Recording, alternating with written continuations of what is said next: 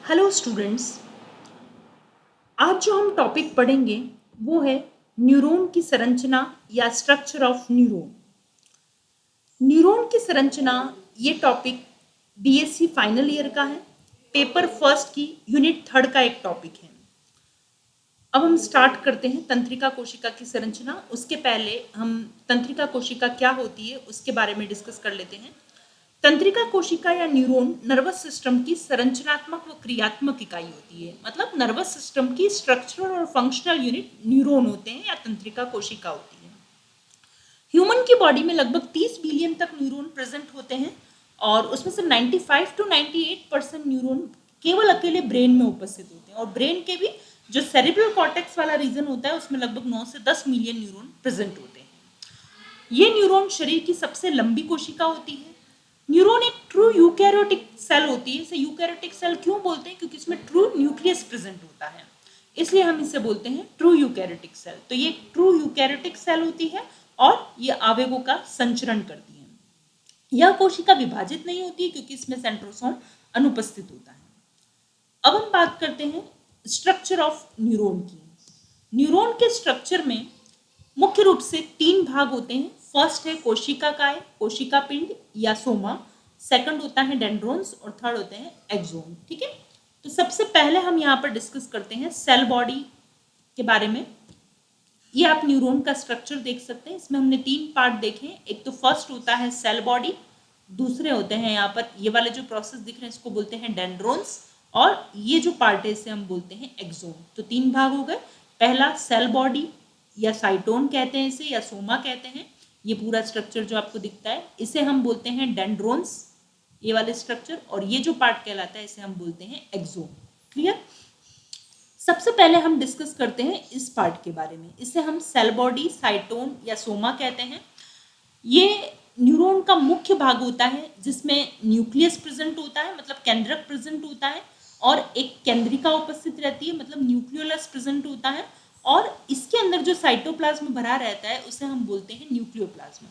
इस न्यूक्लियोप्लाज्म में ये आपको ब्लैक कलर की जो ग्रेन्यूल्स दिख रही है इसे हम बोलते हैं निस्सल ग्रेन्यूल्स।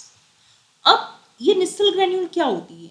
ये निस्सल ग्रेन्यूल जो है बहुत ही स्मॉल मेम्ब्रेन बाउंड कैविटीज होती है। इनको सबसे पहले डिस्कवर किया था फ्रांज निस्सल ने। इनको हम टिग्रॉइड सब्सटेंस भी कहते हैं। किसको? निस्सल ग्रेन्यूल को हम टिग्रॉइड सब्सटेंस भी बोलते हैं। और ये जो होती है इसमें राइबोसोम्स प्रेजेंट होता है, मतलब राइबोसोमल आरएनए और प्रोटीन की बनी होती है ये। और ये इसीलिए क्या करती है कि न्यूरॉन के जो प्रोटीन होते हैं उनका सिंथेसिस जो करती है वो कौन करती है? निस्सल ग्रेन्यूल करती है। न्यूरॉन के जितने भी प्रोटीन है उनका सिंथेसिस निस्सल ग्रेन्यूल करती है, क्योंकि इसमें रफ एंडोप्लाज्मिक रेटिकुलम प्रेजेंट होती है और उस पर राइबोसोम अटैच होते हैं और राइबोसोम प्रोटीन का सिंथेसिस करते हैं। क्लियर? लेकिन जब न्यूरॉन फैटिक कंडीशन में होता है या एनॉक्सिक कंडीशन में होता है या इंजर्ड होता है, मतलब जब ऑक्सीजन की कमी होती है या थकावट होती है, तो उस कंडीशन में ये जो ग्रेन्यूल्स है वो डिसअपेयर हो जाती है। लेकिन जब न्यूरॉन वापस रिकवर हो जाता है तो उसके बाद ये रीअपेयर हो जाती है, वापस से दिखने लग जाती है। क्लियर? तो यहाँ पर हमने निस्सल ग्रेन्यूल के बारे में पढ़ा। अब सेल ऑर्गेनल में यहाँ पर माइटोकॉन्ड्रिया भी प्रेजेंट होते हैं, राइबोसोम्स भी प्रेजेंट होते हैं। माइटोकॉन्ड्रिया क्या करेंगे? यहाँ पर एनर्जी का प्रोडक्शन करेंगे, मतलब एटीपी का प्रोडक्शन करेंगे। अब हम बात करते हैं यहाँ पर जो छोटे छोटे कुछ फाइबर्स यहाँ पर प्रेजेंट होते हैं, थ्रेड लाइक स्ट्रक्चर होते हैं, धागे के समान संरचना होती है यहाँ पर, उन्हें हम बोलते हैं तंत्रिका तंतु या न्यूरोफाइब्रिल्स बोलते हैं। क्लियर? वो न्यूरोफाइब्रिल्स डेंड्राइट्स में भी प्रेजेंट होते हैं और सेल बॉडी में भी प्रेजेंट होते हैं। और जो हमने निस्सल ग्रेन्यूल्स की बात की, ये निस्सल ग्रेन्यूल्स सेल बॉडी में भी उपस्थित होती है और इन डेंड्रोन्स में भी उपस्थित होती है। ये निस्सल जो बॉडी है वो मेनली क्या काम करेगी? जो न्यूरोट्रांसमीटर होता है उसके सिंथेसिस के लिए या उसके संश्लेषण के लिए जिन एंजाइम्स की आवश्यकता होती है उन एंजाइम्स का निर्माण कौन करती है? ये निस्सल ग्रेन्यूल्स करती है। अब हम जो सेकंड पार्ट था न्यूरॉन का, डेंड्रोन्स, इन डेंड्रोन्स के बारे में पढ़ते हैं। डेंड्रोन्स प्रोटोप्लाज्मिक आउटग्रोथ होती है, मतलब प्रोटोप्लाज्म की ही अतिवृद्धियां होती है ये डेंड्रोन्स। और इनसे जो ब्रांचेस निकलती है, यहाँ पर इनकी जो ब्रांचेस निकल रही है, इन ब्रांचेस को हम बोलते हैं डेंड्राइट्स। क्लियर? डेंड्रोन्स के अंदर भी निस्सल ग्रेन्यूल प्रेजेंट है और न्यूरोफाइब्रिल्स प्रेजेंट होते हैं। अब इन डेंड्रोन्स का या डेंड्राइट्स का काम क्या होता है कि इससे पहले जो न्यूरॉन प्रेजेंट होगा उस न्यूरॉन से आवेगों को लेगी उनको लेने का काम करती है, उनको आवेगों को ग्रहण करती है और उन आवेगों को कहाँ देती है, सेल बॉडी या सोमा में देती है। यहाँ से आवेग कहाँ जाते हैं, एक्सोन में जाते हैं। तो इस टाइप से न्यूरॉन क्या करता है, आवेगों का संचरण करता है। आवेगों को सबसे पहले लिया किसने, इन डेंड्रोन्स ने लिया, डेंड्राइट्स ने लिया, फिर उसके बाद में यहाँ कहाँ गए, सेल बॉडी में गए, और सेल बॉडी के बाद में वो कहाँ चले गए, आवेग एक्सोन में गए, और एक्सोन से एक्सोन के टर्मिनल पार्ट में जाते हैं, और यहाँ जो बटन लाइक स्ट्रक्चर होता है वहां पर आवेग पहुंचता है। क्लियर। अब हम यहाँ पर बात करते हैं, नेक्स्ट जो पार्ट होता है उसे हम बोलते हैं एक्सोन। ये जो पार्ट आपको दिख रहा है इसे हम बोलते हैं एक्सोन। एक्सोन एक फाइबर लाइक प्रोसेस होता है जो सेल बॉडी से डेवलप होता है। तो एक्सोन का आधारीय भाग जो कि सेल बॉडी से निकलता है उसे हम बोलते हैं एक्सोन हिलॉक बोलते हैं। क्लियर। अभी जब हमने पढ़ा था कि इसका जो साइटोप्लाज्म है, वैसे नर्व सेल के पूरे ही साइटोप्लाज्म को हम न्यूरोप्लाज्म बोलते हैं, लेकिन स्पेशली जो एक्सोन में जो साइटोप्लाज्म प्रेजेंट होता है उसे हम एक्सोप्लाज्म बोलते हैं। और इसकी जो ये मेम्ब्रेन आपको दिख रही है, इस मेम्ब्रेन को हम बोलते हैं एक्सोलेमा। क्लियर।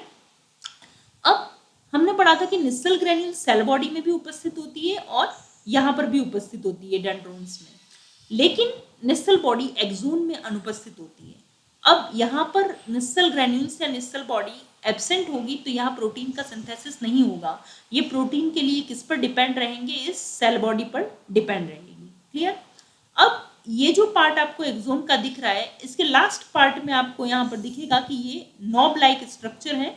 ये बटन आपको दिख रहे हैं, इन बटन्स को हम बोलते हैं टर्मिनल बटन्स या टर्मिनल नॉब। ये स्ट्रक्चर आपको दिख रहा है, इसे हम क्या बोलते हैं, टर्मिनल नॉब बोलते हैं। अब ये जो टर्मिनल बटन्स होते हैं, इन टर्मिनल्स बटन में या टर्मिनल नॉब में एक सिनेप्टिक वेसाइकल होती है। उस सिनेप्टिक वेसाइकल में कुछ न्यूरोट्रांसमीटर भरा हुआ रहता है। क्लियर।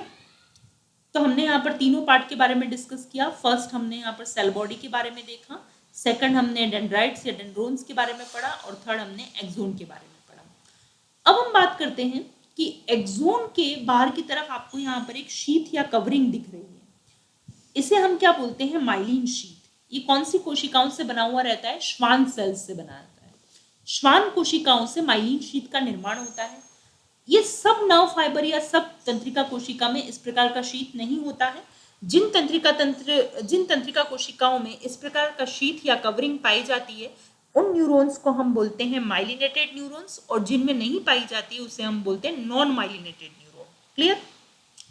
अब हमने अभी पहले देखा था कि डेंड्रोन्स क्या करते हैं, आवेगों को ग्रहण करते हैं, वहां से वो आवेगों को सेल बॉडी की तरफ लाते हैं, और वहां से आवेग कहाँ जाते हैं, एक्सोन में जाते हैं। अब जिनमें माइलिन शीथ नहीं उपस्थित होता है उनमें तो आवेगों का संचरण इस प्रकार से होता है, ऐसे जाते हैं। क्लियर। लेकिन जिनमें माइलिन शीथ उपस्थित होता है वहां आवेगों का संचरण कैसे होता है, यहाँ आवेग आता है, फिर यहाँ आता है, फिर डायरेक्ट यहाँ आ जाता है, फिर उसके बाद आवेग यहाँ आएगा, फिर यहाँ आएगा। तो ये जो गैप आपको दिख रहे हैं इन श्वान सेल्स के बीच में, इनको हम क्या बोलते हैं, नॉट्स ऑफ रेनवियर। तो माइलिनेटेड नर्व फाइबर जो होते हैं या माइलिनेटेड न्यूरॉन जो होते हैं, उसमें आवेगों का संचरण कहाँ पर होता है, नॉट्स ऑफ रेनवियर पर होता है, यहाँ पर इन गैप में होता है। तो ये क्या होगा, जंपिंग मैनर में हो रहा है, यहाँ पर कूद के यहाँ पर इम्पल्स आ जा रहा है। तो यहाँ इम्पल्स का कंडक्शन जो होगा वो फास्ट होगा, किसके कंपैरिजन में, नॉन माइलिनेटेड नर्व फाइबर के कंपैरिजन में। जिन न्यूरॉन में माइलिन शीथ नहीं है वहां पर जो इम्पल्स का कंडक्शन है वो इन न्यूरॉन के कंपैरिजन में स्लो होगा, क्योंकि माइलिन शीथ की उपस्थिति के कारण क्या होता है, जंपिंग मैनर में यहाँ पर इम्पल्स का कंडक्शन होता है और वो फास्ट कंडक्शन कहलाता है। क्लियर। इसको हम बोलते हैं साल्टेटोरी कंडक्शन बोलते हैं, जो इस प्रकार से जंपिंग मैनर में होता है। हमने यहाँ पर न्यूरॉन के स्ट्रक्चर में जो देखा था, कोशिका काय या कोशिका पिंड सोमा के बारे में हमने देखा था। उसमें हमने जो पार्ट पढ़ा था, इसमें पढ़ा था कि जो सेल बॉडी होती है वो केंद्रीय भाग होता है, अंडाकार और गोल भाग होता है। इसमें केंद्रक, महीन तंत्रिका तंत्रुक और माइटोकॉन्ड्रिया उपस्थित होते हैं। गोल्जी बॉडी होती है, माइटोकॉन्ड्रिया, माइक्रोट्यूब्यूल्स ये सब प्रेजेंट होते हैं। एंडोप्लाज्मिक रेटिकुलम, राइबोसोम्स होते हैं और निस्सल ग्रेन्यूल्स होती है। इसके बारे में हम पहले पढ़ चुके हैं, क्या होती है, ये आरईआर की बनी होती है जिस पर राइबोसोम्स लगे होते हैं और वो प्रोटीन का सिंथेसिस करते हैं। और न्यूरोट्रांसमीटर के संश्लेषण के लिए आवश्यक एंजाइम भी इन्हीं निस्सल के कण से बनते हैं। अब नेक्स्ट हम बात कर रहे हैं डेंड्रोन्स की। वो हमने पढ़ा था कि ये प्रोटोप्लाज्मिक गतिविधियां होती है। इनसे निकलने वाली शाखाएं डेंड्राइट्स कहलाती है। ये छोटे होते हैं, संख्या में एक या अधिक हो सकते हैं। डेंड्रोन्स का नंबर एक या ज्यादा होता है, लेकिन एक्सोन हमेशा एक ही होगा। इसमें जो छोटे छोटे थ्रेड लाइक स्ट्रक्चर थे उनको हम तंत्रिका तंतुक बोलते हैं, और डेंड्रोन्स में भी निस्सल के कण उपस्थित होते हैं। नेक्स्ट हम बात करते हैं एक्सोन की। एक्सोन सदैव एक होता है और काफी लंबा होता है, बेलनाकार प्रवर्ध होता है, जो भी हमने डायग्राम में देखा था। इसके स्वतंत्र छोर शाखान्वित होते हैं, ये भी हमने यहाँ पर देखा था। और इस एक्सोन की शाखाएं जो होती है उसे हम एक्सोन टर्मिनल या टीलोडेंड्रिया कहते हैं। ये आप देखिए, इस डायग्राम में हमने देखा था, ये जो शाखाएं होती है एक्सोन की, इनको हम क्या बोलते हैं, एक्सोन टर्मिनल या टीलोडेंड्रिया कहते हैं। और इन टीलोडेंड्रिया का एंड किस में होता है, टर्मिनल नॉब में होता है। यहाँ पर आपको छोटे बटन लाइक स्ट्रक्चर दिख रहे हैं, उसे हम बोलते हैं टर्मिनल नॉब। क्लियर? तो ये हमने यहाँ पर एक्सोन के टर्मिनल पार्ट के बारे में डिस्कस किया। अब इनकी शाखाओं को हम एक्सोन टर्मिनल या टीलोडेंड्रिया कहते हैं। इसके सिरे पर क्या होते हैं, सिनेप्टिक एंड बल्ब्स या सिनेप्टिक बटन होते हैं। और ये भी हमने पढ़ा कि एक्सोन का आधार भाग जहां वो साइटोन से जुड़ा हुआ रहता है उसे हम एक्सोन हिलॉक कहते हैं।